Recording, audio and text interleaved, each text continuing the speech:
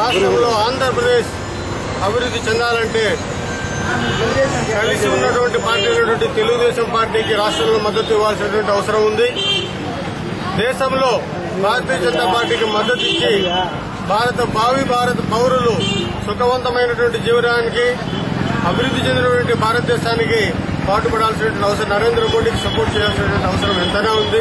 ఆ పిలుపులో భాగంగా తిరుపతి నగరంలో ఈ యొక్క మన బజారు వీధి ప్రాంతంలో రావులరుగుడి ఏరియాలో భారతీయ జనతా పార్టీ, తెలుగుదేశం పార్టీ కార్యకర్తలు అందరూ కలిసి కట్టుగా ఈరోజు ప్రచార కార్యక్రమాన్ని ఇక్కడ చేపట్టడం జరిగింది.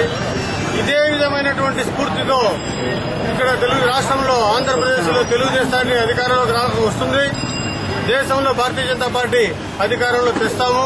ఇక్కడ తిరుపతి నగరంలో ఎమ్మెల్యే వెంకటరమణ అంటే చూడండి, గత కొన్ని సంవత్సరాల ముందు ఆయన ఎమ్మెల్యేగా పనిచేసిన కూడా ప్రజల్లో ఆయన ఎమ్మెల్యే వెంకటరమణ గారిని నిలిచిపోయారు.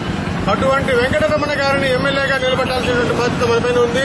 అదేవిధంగా భారతీయ జనతా పార్టీ పార్లమెంట్ అభ్యర్థి కారుమంచి జయరాం గారు, రిటైర్డ్ డీఎస్పీ గారు, ఆయనను మనం పార్లమెంటుకు గెలిపించి తద్వారా దేశంలో భారతీయ జనతా పార్టీకి అధికారం ఇవ్వాల్సినటువంటి అవసరం ఎంతైనా ఉంది.